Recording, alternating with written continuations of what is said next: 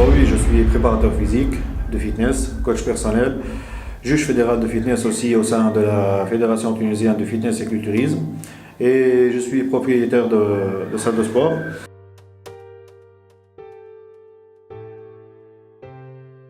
Nos jeunes de nos jours, ils ont tendance, quand l'été il débarque, ils ont tendance à prendre soin de leur apparence, de leur look, et ils sont emportés par le perfectionnisme, et surtout plaire aux autres. Donc le premier gros problème en pratiquant le sport et le fitness à jeun, c'est le catabolisme. Le catabolisme ou la dégradation des fibres musculaires.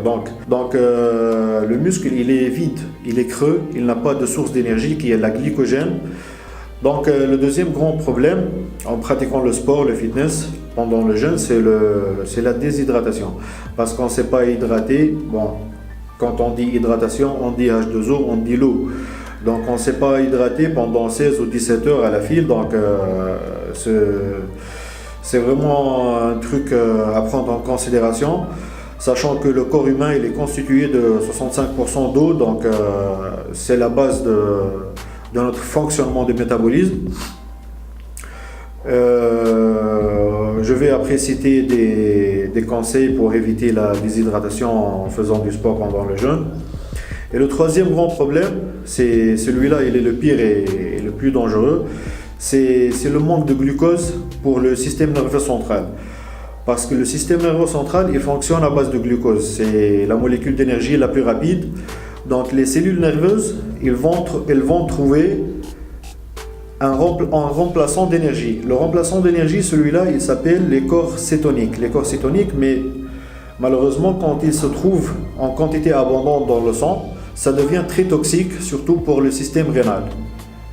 Et d'où on peut tomber dans les pommes, mais c'est le coma assuré. Donc c'est pour ça que je conseille toujours de pratiquer le sport après le rupture de jeûne.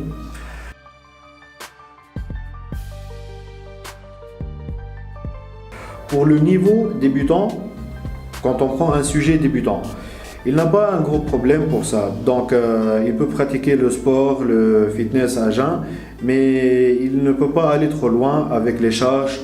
Il ne doit pas plutôt soulever de la charge lourde, etc. Ils ont tendance à juste perdre du poids ou bien faire une marche de 30 minutes à l'ombre. Je conseille que ça soit à l'ombre pour éviter la déshydratation, vu qu'on vit dans un pays plus ou moins chaud. On passe pour les sujets amateurs ou bien professionnels qui ont plus de risques.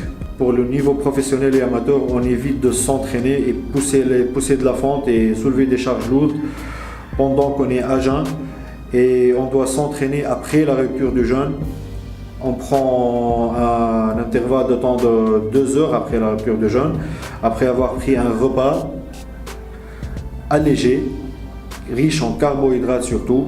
Et puis après l'entraînement, on peut se permettre de prendre un repas bien blindé en protéines, bien blindé en carbohydrates aussi pour régénérer le stock de glycogène qu'on a usé pendant notre séance.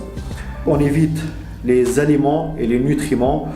On va parler en termes de macronutriments. On évite tout ce qui nous donne faim et tout ce qui nous donne soif. C'est comme tout ce qui est salé, parce que le sel, il fait la rétention d'eau, donc on a toujours envie de boire. On évite la caféine qui est une diurétique. La caféine, c'est une diurétique, donc elle favorise la déshydratation et le dégagement de l'eau de notre corps. Et on doit consommer des fruits qui sont blindés en eau. Je cite le melon, les pastèques, parce que non seulement ils sont blindés en eau, mais ils libèrent l'eau progressivement dans le corps pendant qu'on est à jeun. Essayez ne vous mesurez pas à d'autres et n'imitez pas l'autre, parce que la science elle varie d'une personne à une autre. Si lui il résiste et il peut faire du sport, il est à jeun, même à un niveau intensif, toi tu n'es pas sûr que tu y arriveras et tu vas mettre ta santé en péril. Donc voilà, bon courage à tous et je vous souhaite le bon Ramadan.